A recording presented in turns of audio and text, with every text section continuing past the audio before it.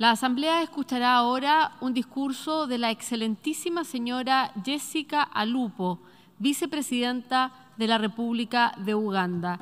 Pido a protocolo que acompañe a su excelencia. Tengo el placer de dar la bienvenida a la excelentísima señora Jessica Alupo, vicepresidenta de la República de Uganda. La invito a dirigirse a la Asamblea. The President of the UN General Assembly, Excellencies, Heads of State and Government, the Secretary General of the United Nations, distinguished delegates, ladies and gentlemen. Mr. President, I congratulate you on your election as President of the 77th session of the UN General Assembly and assure you of Uganda's full support. I would like to thank His Excellency, Mr. Abdullah Shahid, for his stewardship of the 76th session, and I pay tribute to the Secretary General, His Excellency Antonio Guterres, for his commitment to the work of the United Nations. This session is being held in person for the first time since 2020, when the COVID-19 pandemic made it impossible.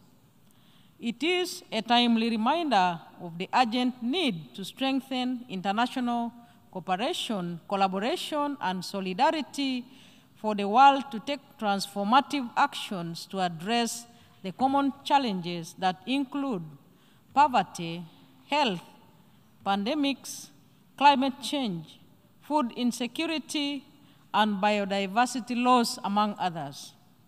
As we celebrate 77 years of the United Nations, we need a revitalized organization that is fit for purpose.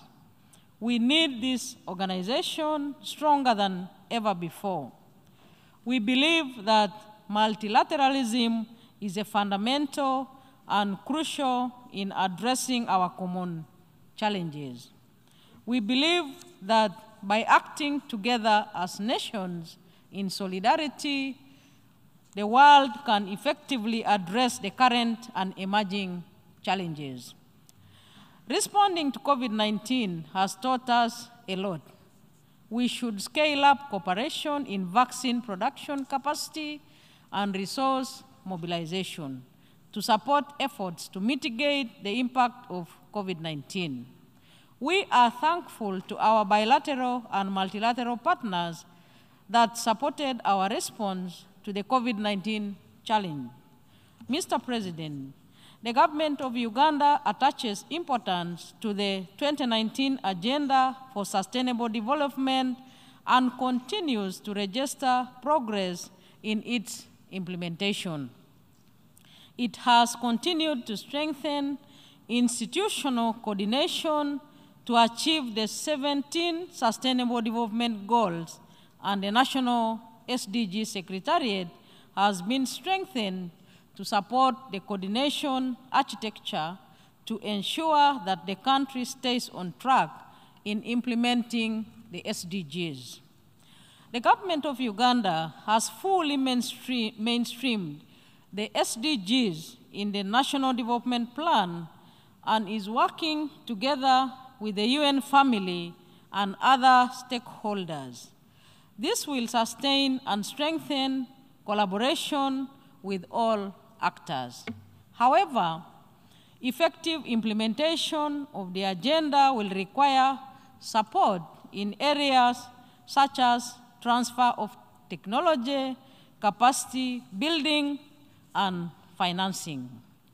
Mr. President, climate change remains one of the greatest challenges of our time. Our collective effort to fight climate change is an irreversible process that must continue.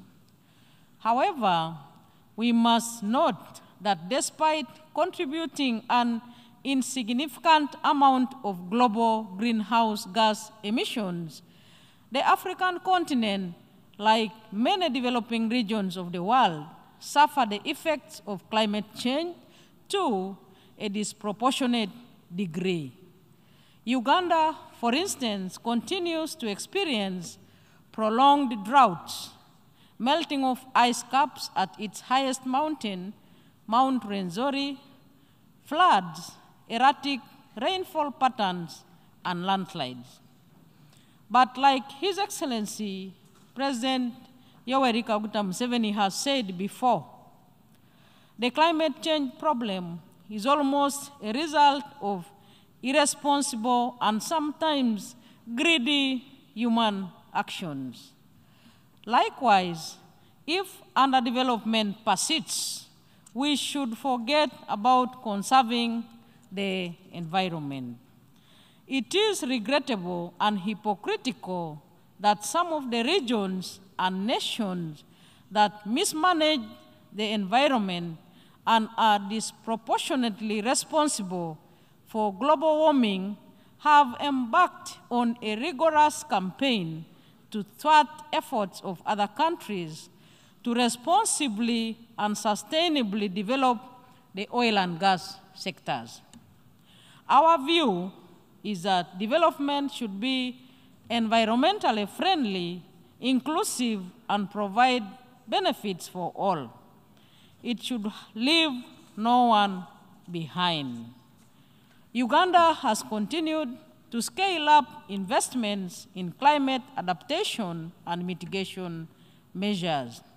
In particular, increasing access to clean energy to enhance production and increasing forest and wetland cover, among other interventions. Climate change actions must uphold the principle of equity and common but differentiated responsibilities consistent with national context. We therefore urge the developed countries, in line with the Paris Agreement, to fully deliver on the US $100 billion goal commitments per year to assist developing countries in their climate change actions to mitigate the adverse effects. Mr. President, South-South cooperation, a framework of international cooperation within the Global South, continues to play a vital role in supporting developing countries in their efforts to address interlocking challenges. We applaud countries in the Global South for their solidarity in responding to global challenges. Uganda will continue to work and support the strengthening of the North-South, South-South, and triangular cooperation with the United Nations. As host of the Third South Summit, we look forward to welcoming the leaders of the Group of 77 and China to Kampala from 10th to 12th December 2023. Mr. President, the world is currently facing many challenges that undermine international peace and security. The Russia-Ukraine military conflict continues to cause more suffering, destruction, and displacement of the civilian population, mostly women and children. The longer it persists, the more suffering and destruction and displacement we shall witness. We are deeply concerned about the loss of lives and the serious humanitarian situation. Uganda supports dialogue with a view to reaching a peaceful resolution to the crisis. My president has said many times, I open quotes, we think the best way is to negotiate. Everybody who wants peace in the world should support negotiations in order to get a balanced peace that ensures safety for all. I close quote. Mr. President, terrorism is one of the major threats to peace, security, and stability, as well as social and economic development in the world today. No region of the world has been safe from the scourge of terrorism. Terrorism and violent extremism continue to bring death, suffering to innocent people. Terrorist groups such as Al-Shabaab and the allied democratic forces continue to commit terrorist acts in our region. As a community of nations, we must be unwavering in our resolve to prevent and combat terrorism in all its forms and manifestations. We should act in a coordinated manner at the national, regional, and global level to counter this threat. Uganda will continue to support and actively participate in the global and regional counterterrorism efforts. Mr. President, peace, security, and development are inextricably linked and should be pursued simultaneously. In the recent period, we have seen some progress in our quest for peace and security in our region. Uganda, working with partners in the region and beyond, continues to support and advance peace and security efforts in the region. We remain actively involved in the regional initiatives such as those of the African Union, the Intergovernmental Authority on Development, East African Community, International Conference on the Great Lakes region, and are encouraged by the progress that we are making and continue to make. We believe that long-term and sustainable solutions lie in these collaborative processes. The international community and the United Nations in particular should therefore continue to support conflict prevention initiatives undertaken by this regional and sub-regional organization. Experience has shown that when and where this happened, the chances of success have been very high. The conflicts in our region and beyond have led to an inevitable refugee influx into Uganda.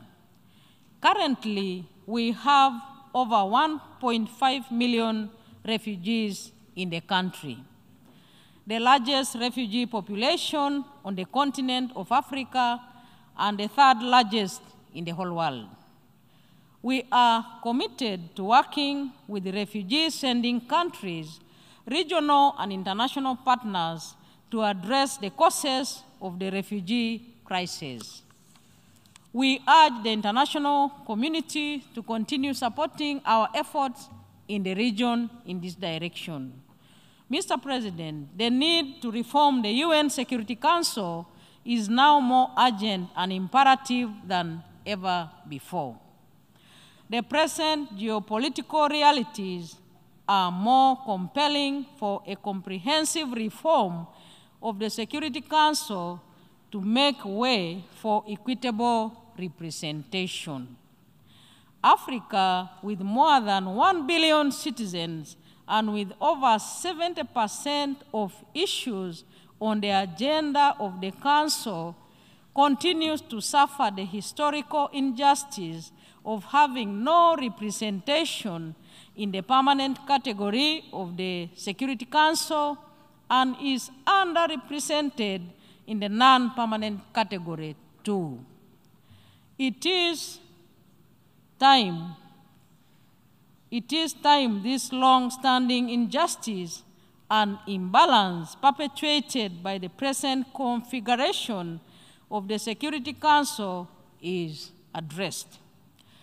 Uganda supports the comprehensive reform of the UN Security Council, and we urge member states to continue working towards achieving progress in the intergovernmental negotiations so that Africa can assume its rightful place in the Security Council.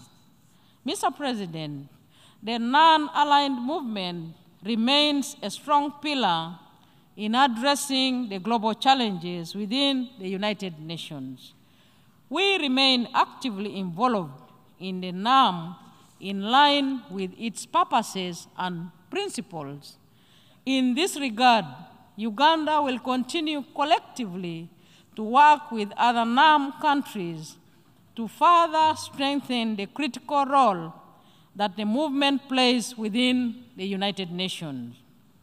As the host of the 19th NAM Summit, we look forward to welcoming the leaders of the non-aligned movement to the next summit in Kampala, Uganda, from 5th to 9th December 2023. I thank you for your kind attention.